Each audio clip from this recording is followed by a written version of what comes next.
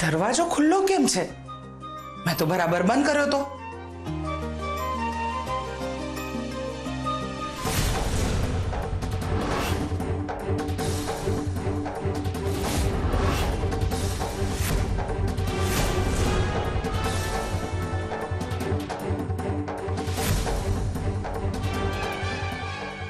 આ ખૂની અહીંયા છે. હમણાં જ એની ખબર લઉં છું. જરૂર મોટી બા જ આને લાવ્યા હશે.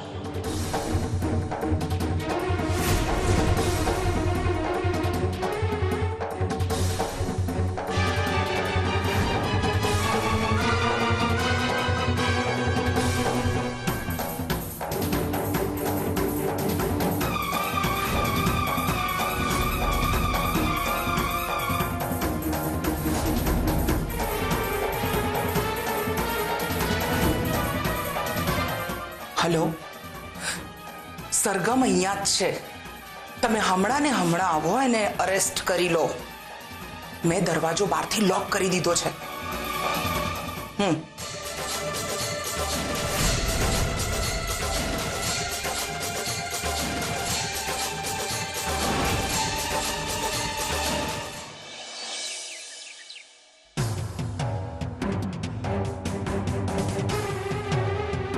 તું અહીંયા શું કરી રહ્યો છે? તારી હિંમત કેવી રીતે થઈ અહીંયા આવવાની? ચિરાગભાઈ, મારી વાત સાંભળો. સરગમ ભાભી બિલકુલ નિર્દોષ છે. મેં બધું મારી આંખે જોયું છે. હું એમને બચાવવા માટે અહીંયા આવ્યો છું. બચાવવા માટે આવ્યો છે કે પછી ફસાવવા માટે આવ્યો છે? સાચું કહું છું, હું એમની હેલ્પ જ કરી રહ્યો છું. ચિરાગભાઈ, હું બદલાઈ ગયો છું. સરગમે તોનિતની હત્યા કરી છે અને તું એની હેલ્પ કરી રહ્યો છે. હેલ્પ કરી રહ્યો છે, એની હેલ્પ કરી રહ્યો છે. ચિરાગભાઈ, શાંત થાઓ. તમે કંઈ પણ કહેતા પહેલા એકવાર આ વિડીયો જોઈ લો. સાચું કહું છું, વિડીયો જોઈ લો તમે.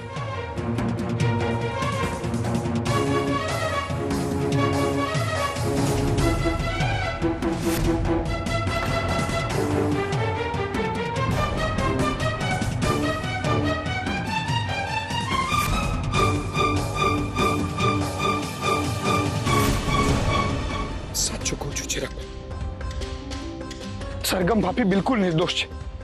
મેં સરગમ ભાભીને પોલીસ સ્ટેશનમાંથી તો છોડાવી દીધા છે, પણ હજુ સુધી પોલીસ એમની પર નજર રાખી રહી છે. હું એમને અહીંયા લેવા માટે જ આવ્યો છું, કારણ કે મને પોલીસ સ્ટેશનમાંથી ઇન્ફોર્મેશન મળી છે કે ત્યાં કોઈકે ઇન્ફોર્મ કરી દીધું છે. હવે પોલીસ અહીંયા આવે એ પહેલા સરગમ ભાભીને અહીંયાથી ભગાડવી જરૂરી છે. ચિરાગભાઈ, મને આમાં તમારી મદદની જરૂર છે. તમે કરશો ને મારી મદદ? હા, હું તારી મદદ કરીશ. પણ તું અહીંયા ઊભો કેમ છે? એને લઈ જવા માટે તો આપણે અંદર જવું પડશે ને? હા ચિરાગભાઈ, એને લઈ તો જવી જ પડશે, પણ સીધી રીતે નહીં. કારણ કે એક લેડી કોન્સ્ટેબલ સતત એમની પર નજર રાખીને બેઠી છે. અહીંયા કોણ આવે છે, કોણ જાય છે, એ બધું જ એને ખબર પડે છે. એટલે હું અહીંયા બહાર ઊભો રહીને જ એમની રાહ જોઈ રહ્યો છું. તો પછી હવે તું શું કરીશ? તમે એક કામ કરો, તમે અંદર જાઓ અને મોટી બાને મળો અને એમને તૈયાર રાખજો. અને ચિરાગભાઈ, તમારે ઘરે જ રહેવું પડશે. ઠીક છે.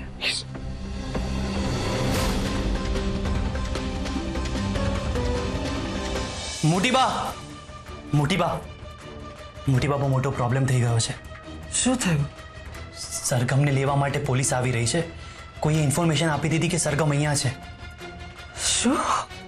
એટલે આ બધું તે જ? નહીં મોટી બા, મારાથી બહુ મોટી ભૂલ થઈ ગઈ હતી કે મેં સરગમ ઉપર શંકા કરી. પણ હવે મને હકીકતની જાણ થઈ ગઈ છે. અયાન મને મળ્યો હતો, એણે મને બધું જ કહ્યું છે. ચલ, તને સત્યની જાણ થઈ ગઈ. આ બહુ મોટી વાત છે મારા માટે. મોટી બા, તમે ચિંતા નહીં કરો. આપણે સરગમને કંઈ જ નહીં થવા દઈએ. તું સાથે છે પછી મને કોઈ વાતની ચિંતા નથી. પણ આ વાત હમણાં કોઈને નથી કરવાની. હા, લજ્જા વહુને પણ નહીં. મોટી બા, મમ્મીને કેમ નહીં? અરે મમ્મી સરગમની દુશ્મન થોડી છે, અને મમ્મીને આ વાતની જાણ થશે તો એ મદદ કરશે આપણી. હું જાણું છું કે લજ્જા વહુ સરગમના દુશ્મન નથી, પણ હમણાં હું આ વાત કોઈને કરવા નથી માંગતી. લજ્જા વહુ પહેલા પણ એકવાર મોન્ટીને મળ્યા હતા. જો એ બધી હકીકત મોન્ટીને જણાવી દેશે તો આપણો આખો પ્લાન જ ફેલ થઈ જશે. સરગમ 2 દિવસથી સૂતી નથી, હમણાં આરામ કરી રહી છે. ઉઠે એટલે મારે એને અયાન સાથે બહાર મોકલવાની છે. મોટી બા, અત્યારે જ આપણે સરગમને મોકલવી પડશે. અયાન આવી ગયો છે અને પોલીસ ગમે ત્યારે આવી શકે છે. હું સરગમને કંઈ નહીં થવા દઉં. હું પણ બંનેની સાથે છું. દાજી રાખ. તારે આ બધું ટેન્શન લેવાની કોઈ જરૂર નથી. તારે ઘરની જવાબદારી સંભાળવાની છે. સરગમની સાથે હું જઈશ. હું ઉઠાડું છું હમણાં એને.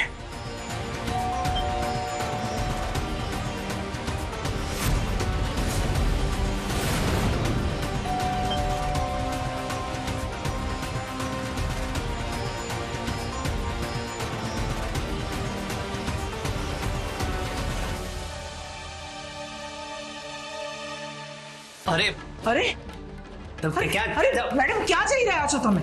અમને પાક્કી ઇન્ફોર્મેશન છે કે સરગમ અહીંયા જ છે. અરે અહીંયા નથી. તો પછી અમારે અંદર જઈને જોવું પડશે. તમારી પાસે સર્ચ વોરંટ નહીં હોય ને ત્યાં સુધી હું તમને અંદર નહીં જવા દઉં.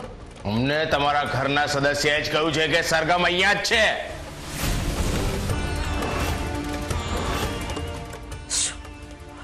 મારા ઘરના વ્યક્તિએ? હા મોટી બા,